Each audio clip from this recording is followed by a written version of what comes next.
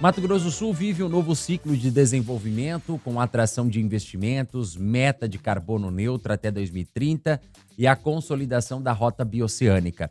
Para falar sobre essas ações da Secretaria e os projetos estratégicos para o Estado, eu vou começar agora com o secretário do Meio Ambiente, Desenvolvimento, Ciência, Tecnologia e Inovação, Jaime Verruc. Ô Jaime, eu acho que a sua secretaria, eu acho que é uma das maiores, né, contempladas em nomenclatura. Muito bom dia. Bom dia, Bruno. Com certeza é, né? Foi uma inovação aí que a gente começou lá no governo do Reinaldo e agora com o governo do Riedel, de juntar as secretarias que olhavam para a questão da produção e da sustentabilidade no Estado. Então, por isso que ficou aí a Secretaria da Agricultura, da Indústria, do Meio Ambiente, do Trabalho, de Ciência e Tecnologia.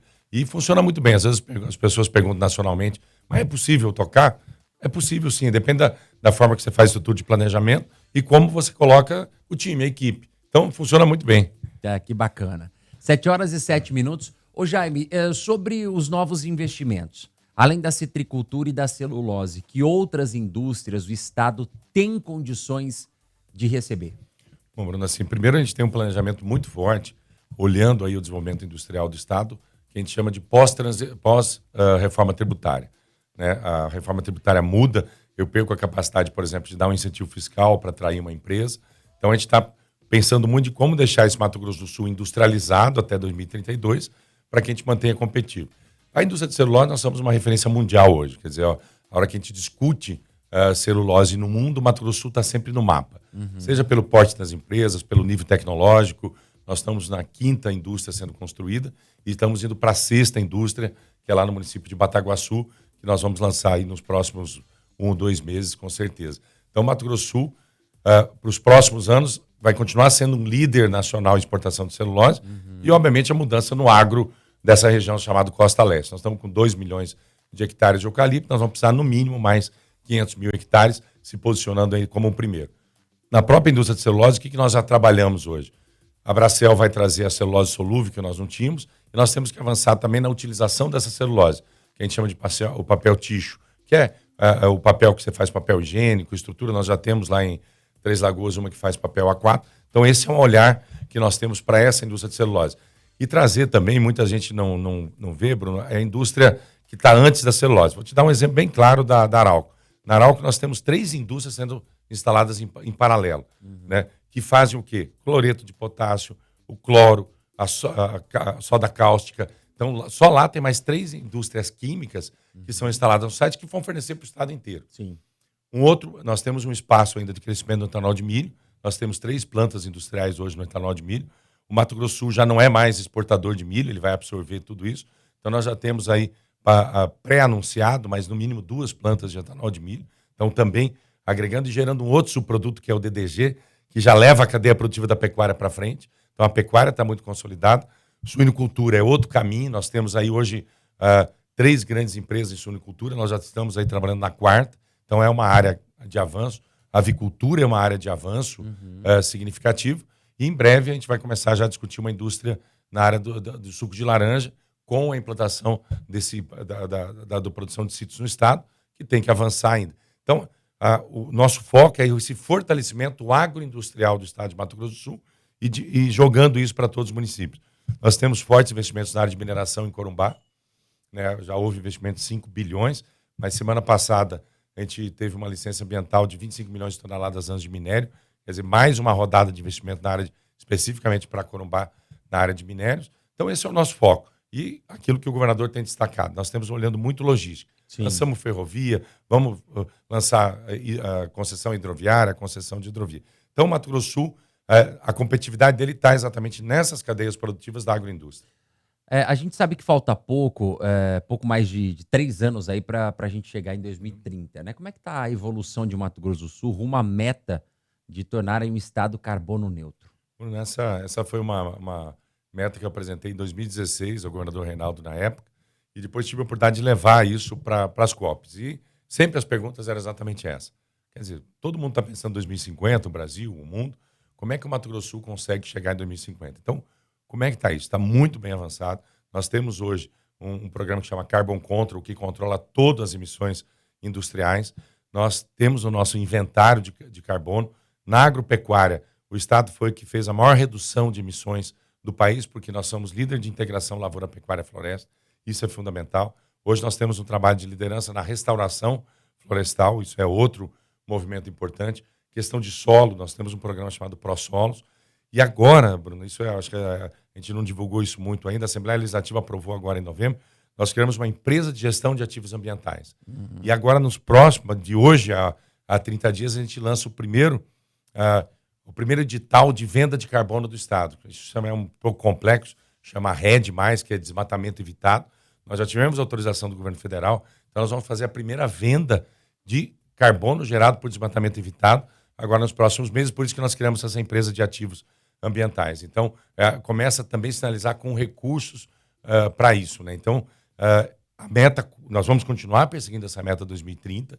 Todos os nossos programas de suinocultura, avicultura, bovinocultura, nós damos incentivo hoje baseado nesses indicadores. Então, é a mensuração. E a gente tem uma expectativa que também sai o chamado mercado regulado. O governo federal fez uma lei, nós estamos aguardando a regulamentação dessa lei, que eu acho que também dá um potencial de crédito de carbono no estado de Mato Grosso do Sul. Então, meta mantida e nós temos certeza que a gente vai chegar em 2030 com isso mensurado e isso beneficia a economia como um todo. Não é só a venda de crédito, mas todas as nossas atividades vão estar dentro de um estado carbono neutro. Secretário, falando um pouquinho da rota bioceânica, aí nós temos 2 pontos, né? A questão de logística para isso tudo. Eu tenho ido algumas vezes ali, inclusive no próximo final de semana estarei em Porto Murtinho. Vou poder atualizar, né, a foto da ponte, né? Então você vai pular carnaval em Porto Murtinho? Vou. E aí a gente vai poder... ali a gente sabe que a rodovia, né, tem obras sendo feitas, faixas adicionais, a obra da ponte, até o que tudo indica, tá correndo tranquilamente dentro do prazo. Mas a gente tem um outro ponto interessante, né? Que é a questão de... Mato Grosso do Sul vai ser a porta de entrada, né? E eu também a de saída para o mundo todo, né? E nós precisamos colocar na cultura aqui das pessoas de aprender novos idiomas, né? E como é que o Estado vem enxergando isso, entendendo que nós teremos o contato com o mundo, o inglês, que é a língua, né, utilizada no mundo todo. O Estado também tem olhado para isso, para que as pessoas se preocupem com isso, para que o desenvolvimento chegue também dessa forma. Porque vai chegar muita gente de fora, né? Aí você precisa tratar de negócios aí com americanos, com estrangeiros, enfim, e aí? Bom, primeiro assim, a rota bioceânica, aquilo que você falou, é uma realidade. A parte da infraestrutura ao longo da rota, ela está toda contratada de alguma forma. Então pode ter um atraso de 6 meses, 1 ano? Pode. Né? Isso depende de cada um dos países, fluxo de recursos.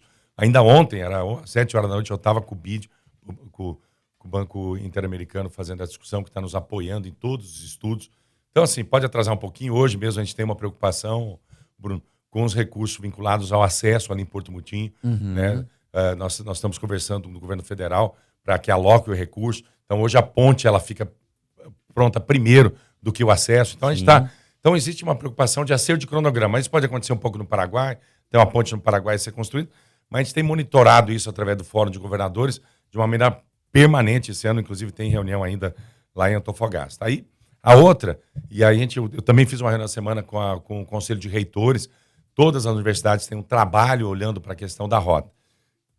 Primeiro ponto, e aí eu vou chegar na questão dos idiomas. Primeiro ponto que a gente está focando hoje se chama estrutura de alfândega. Quando a gente fala alfândega, é passagem de cargos, questão sanitária, que é fundamental. Então, se chama harmonização de legislação para que a gente tenha uma rota ágil. O que eu falo para você, Bruno? Se tudo funcionar na legislação atual, não serve. Isso é uma questão crucial para a gente. Então, se eu tiver estrutura, tiver Polícia Federal, tiver Receita Federal, tiver os órgãos e funcionar da forma que está hoje, não é suficiente, eu vou perder competitividade. E aí vem a preparação dos municípios e das pessoas. Então, a gente tem uma preocupação grande, porque o Paraguai, Bruno, não quer ser passagem. A Argentina não quer ser passagem. A rota não é um ponto de integração do Brasil só com a Ásia. Nós precisamos desenvolver os municípios, como o Porto Murtinho está fazendo o seu plano diretor. Nós queremos desenvolver isso é fundamental. E aí, para isso, nós precisamos desenvolver as pessoas. Né? Então, a língua. A primeira que nós temos que avançar é na questão do próprio espanhol. Porque todos nós falamos e entendemos espanhol, ninguém entende português. Nós achamos que nós entendemos plenamente. Então, o espanhol. Isso, nós já estamos trabalhando fortemente com as escolas. Você falou do inglês. As próprias escolas públicas estaduais hoje têm uma grade muito forte da estrutura de inglês. E eu, assim, às vezes o pessoal fala, mas não tem muita gente que fala inglês. Pessoal, o pessoal jovem do Mato Grosso do Sul está muito bem preparado nisso, Sim. né? E o inglês vai ser, né, até a referência. Vai ter chinês a língua e tal, mãe, né? mas a língua mãe. Então, realmente, nós temos que preparar a nossa população. A gente está fazendo no Mato Grosso do Sul uma abertura de mercado. Nós ficamos aí no centro, porque aí nós somos extremamente internacionalizados, mas nós tínhamos pouca relação.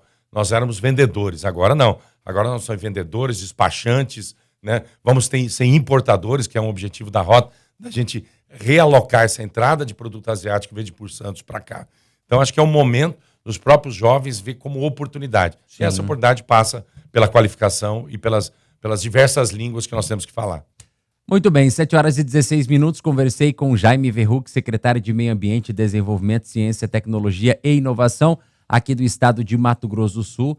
Jaime, muitíssimo obrigado pela sua participação aqui, né? Um bom trabalho para você, para toda a sua equipe, né? E, bom, vamos ver se eu vou conseguir te entrevistar ainda, porque me falaram que em breve o senhor deve se afastar da secretaria para tomar caminhos políticos aí, né? Mas teremos outras oportunidades para falar, sem sombra de dúvidas. Muito obrigado, nós estamos lá até o dia 30, mas depois você pode me entrevistar, não tem problema. Não tem problema. Continuar falando do desenvolvimento do estado de Mato Grosso do Sul, acreditando nesse forte crescimento que o estado passa. Eu falo, é um estado em transição econômica, então vamos trabalhar assim.